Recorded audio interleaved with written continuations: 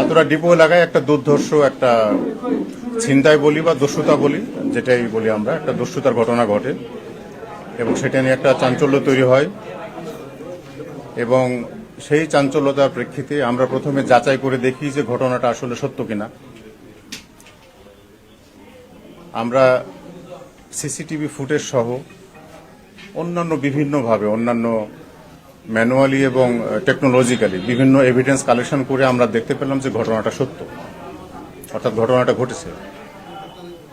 তারপরই পাঁচলাইশ থানা পুলিশ এবং ডিবি উত্তরের টিম তাদেরকে সিএমপির কমিশনার মহোদয় নির্দেশনা দেন যে এই ঘটনা যে কোনো মূল্যেই হোক, যে কোনোভাবেই হোক, এটাকে উদ্ধার করতে হবে এবং এই যে দস্যু গ্রুপ যারা, এই দস্যুদের বিরুদ্ধে ব্যবস্থা নিতে হবে এবং তাদেরকে গ্রেপ্তার করতে হবে, আইনের আওতায় আনতে হবে।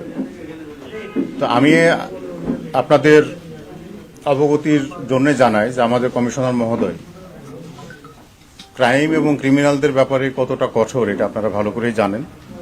শহরে কোনো ধরনের ক্রাইম সংঘটিত হওয়ার সাথে সাথেই উনি আমাদেরকে সেইভাবে গাইডলাইন দেন, ইনস্ট্রাকশন দেন এবং আমাদেরকে বস্তুত আমাদেরকে একটা চ্যালেঞ্জের মুখে ফেলে দেন।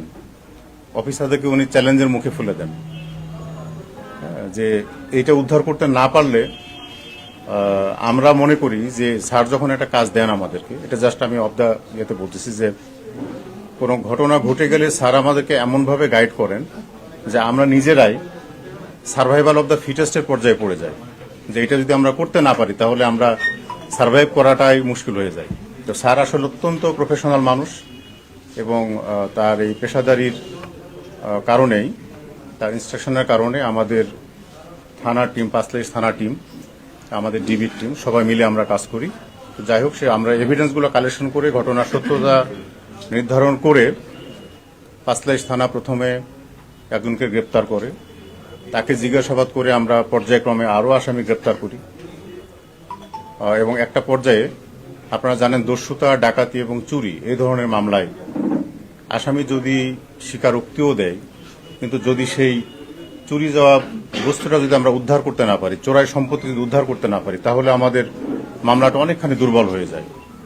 তো সেই ক্ষেত্রে আল্লাহর রহমতে এবং আমাদের সকলের ঐকান্তিক প্রচেষ্টায় আপনারা দেখতে পাচ্ছেন যে সে মালামালগুলো উদ্ধার হয়েছে। এই টোটাল যে ঘটনাটা, আসামি গ্রেপ্তার থেকে মালামাল উদ্ধার পর্যন্ত, এই টোটাল যে ঘটনাটা, এইখানে আমি মূলত প্রধানত কৃতিত্ব দিব ডিসি নর্থ ডিভিশন। আপনারা নিশ্চয় জানেন ইনি আগেও অনেক বড় বড় অপারেশন করছে। ডিসি নর্থ ডিভিশন, তার এসি সাহেবরা, ওসি পাঁচলাইশ থানা তার টিম এবং আমার ডিবি উত্তরের টিম সবাই মিলে আমরা কাজটা করেছি। কিন্তু এটার আমি বলবো যে একেবারে মূল ভূমিকায় ছিলেন ডিসি নর্থ ডিভিশন। তাকে আমি আন্তরিকভাবে ধন্যবাদ জানাই, তার টিমকে ধন্যবাদ জানাই এবং আমার ডিবি টিম যারা কাজ করেছেন, যে সকল অফিসার কাজ করেছেন, আমরা জানি যৌথভাবে করার কারণে আমাদের অনেক সুবিধা হয়েছে। ইন্টারোগেশন বলেন, গ্রেপ্তার বলেন, অভিযান পরিচালনা বলেন, এবং একটা সেন্সিটিভ একটা কেস যেখানে প্রায় 5-6 কোটি টাকার সম্পদ জড়িত আছে, সেটা যৌথভাবে করার কারণে এটা নিখুঁতভাবে কাজটা সুসম্পন্ন হয়েছে আমি বলবো। এই জন্য আমি টোটাল নর্থ ডিভিশনকে আমি ধন্যবাদ জানাচ্ছি এবং আমার ডিবির যে সকল অফিসার এর সাথে জড়িত ছিল তাদেরকেও ধন্যবাদ জানাচ্ছি। এখন আমি চাইব আপনারা যে সকল প্রশ্ন উত্তর করবেন, এটা হলো সংক্ষেপে আমি বললাম, যে সকল প্রশ্ন উত্তর করবেন। হ্যাঁ, এজাহারে যেটা বর্ণনা ছিল 350 ভরি, সেখানে আমাদের আনুমানিক আমরা ধরে নিচ্ছি 290 ভরি উদ্ধার হয়েছে, আরও কিছু বাকি রয়েছে। এবং এই সিন্ডিকেট যত আমরা গ্রেপ্তার করেছি, এই সিন্ডিকেটের সাথে আরও যদি কেউ থেকে থাকে, আমরা এটা আমাদের অভিযান এবং ইনভেস্টিগেশন ধরে নেন যে মাত্র শুরু হয়েছে, এটা আমরা কন্টিনিউ করতে থাকব। আসামি কোর্টে যাবে এবং বিজ্ঞ আদালত যদি রিমান্ড মঞ্জুর করেন, আবার আসবেন, আবার আমরা জিজ্ঞাসাবাদ করব। সেখানে আরও যদি চোরাই সম্পত্তি উদ্ধার করার সুযোগ থাকে আমরা উদ্ধার করব, প্রচেষ্টা অব্যাহত থাকবে। আরও যদি কেউ জড়িত থাকে তাদেরকেও আমরা নিয়ে আসব। তো এটা আমাদের সবকিছু মিলে আপনারা নিউজ করেছেন, ঘটনা ঘটার সাথে সাথেই অনেকেই নিউজ পছন্দ করেন না, কিন্তু আমি ব্যক্তিগতভাবে নিউজ পছন্দ করি এই কারণে। ওই যে কমিশনার মহোদয় যে বলেন যে সিস্টেমের সাথে মিডিয়ার যদি একটা অ্যাডভার্সারি রিলেশন থাকে, যে আমরা একটা ঘটনা ঘটে গেল আপনারা সেটাকে তুলে নিয়ে আসতেছেন, এবং সেইটাকে কেন্দ্র করে এবং বাদীর বা যে কমপ্লেইন্যান্ট তার উপরে কেন্দ্র করে আমরা যে খুব ওতপ্রোতভাবে কাজগুলো করে নিচ্ছি, এই যে আপনাদের সাথে আমাদের যে পার্টনারশিপ, মিডিয়ার সাথে পুলিশের যে পার্টনারশিপ, এইটাকেও আমরা স্বাগত জানাই। আপনারা যেভাবে ইয়ে করছেন এবং আজকে যেভাবে আপনারা পজিটিভলি এসেছেন, আশা করি আমাদের থানা পুলিশ, ডিবি পুলিশ, সিএমপির যে কর্মতৎপরতা, এই জিনিসটাও আপনারা আশা করি সুন্দরভাবে উপস্থাপন করবেন। তো আমি এখন ফ্লোরটা দিতে চাই ডিসিডিবি নর্থ ডিভিশনকে। যদি আপনাদের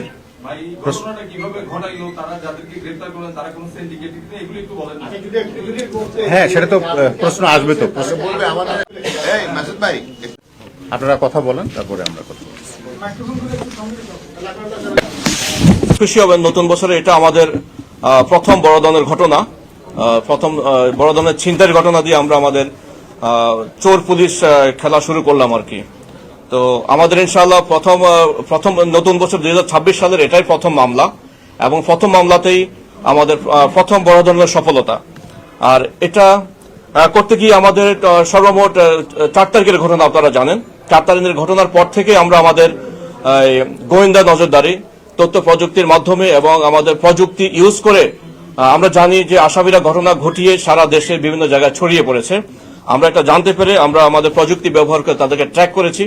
টোটাল ট্র্যাক করতে এবং তাদেরকে পিন পয়েন্ট করতে আমাদের 4 দিন সময় লেগেছে। লাস্টলি আমরা আমাদের একদম ড্রাস্টিক অপারেশনে যাই, গিয়ে আমরা তাদেরকে শহর মানে চট্টগ্রাম শহর, ঢাকা শহর এবং বাংলাদেশের বিভিন্ন জায়গা থেকে তাদেরকে আমরা মোটামুটি 6 জনকে গ্রেপ্তার করতে সক্ষম হয়েছি, এবং আমাদের টোটাল 350 ভরির মধ্যে আমরা 290 ভরি উদ্ধার করতে সক্ষম হয়েছি। এবং আপনাদের অবগতির জন্য জানাচ্ছি, এই সিন্ডিকেটটা অত্যন্ত দুর্দর্শ সিন্ডিকেট দ্বারা অতীত এই ধরনের কাজ করেছে বলে আমরা জেনেছি। যার কারণে আমাদের মাননীয় কমিশনার মহোদয়ের শক্ত নির্দেশনা ছিল যে কোনো ভাবে হোক এদেরকে আমাদের আইনের আওতায় নিয়ে আসতে হবে, এবং একটা সারা শহরে একটা নজির সৃষ্টি করতে হবে, যেন আসামিরা ভয় পায়, সন্ত্রাসীরা ভয় পায়, এই চোর ডাকাত ছিনতাইকারী যেন আমাদের বুঝতে পারে যে পুলিশ কাজ করতেছে এবং এই শহরে এই ধরনের অপরাধী কর্মকাণ্ড করা যাবে না। এবং আমরা ইনশাল্লাহ একটা বড় ধরনের সফলতার মাধ্যমে আমাদের এই বছর শুরু করেছি, এবং টোটাল আমাদের টিএম সিএমপি আমাদের কমিশনার স্যারের নেতৃত্বে আমাদের একটা সুন্দর একটা যাত্রা শুরু করেছি। ধন্যবাদ আপনাদেরকে।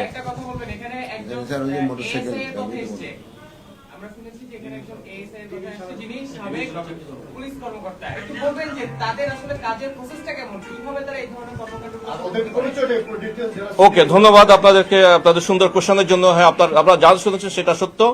এএসআই সুমন সে আগে পুলিশের চাকরি করত, তার এই ধরনের অপরাধ কর্মকাণ্ডগুলো সে আগেও করেছে, যার কারণে বাংলাদেশ পুলিশ তাকে বিধি মোতাবেক তার চাকরিচ্যুত করেছে, এবং চাকরিচ্যুতির কারণে তার পেশা, তার যে স্বভাবগত কারণে টোটালি বলতে তাদের পারিবারিকভাবে তারা এই ধরনের এই অপরাধ কর্মের সাথে জড়িত, এবং সেটা কন্টিনিউ করে যাচ্ছে।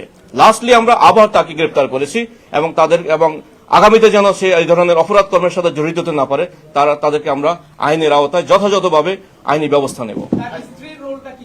তার স্ত্রীর রোল ছিল, সে এই স্বর্ণগুলাকে তার জিম্মায় রেখেছে এবং এটাকে হাইড আউট করার চেষ্টা করেছে, চোরাইকৃত মালামাল।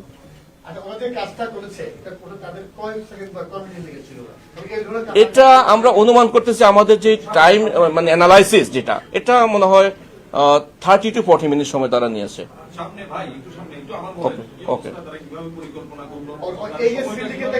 আমাদের এখানে আমাদের একজন আসামি আছে, যে স্বর্ণ ব্যবসায়ী, আমাদের কি নাম প্রতিষ্ঠানের নাম, বিবেক ওখানকার কর্মকার, ওই দোকানের কর্মকার, এবং বিবেকই তাদেরকে প্রাইমারি র মেটেরিয়ালস তথ্য শেয়ার করেছে যে তারা স্বর্ণ ক্যারি করে বা ব্যবসায়িক উদ্দেশ্যে বাইরে যাচ্ছে, এবং এইভাবে যাচ্ছে, এবং আসামির সাথে ক্রিমিনালের সাথে যোগসূত্র স্থাপন করে দিয়েছে।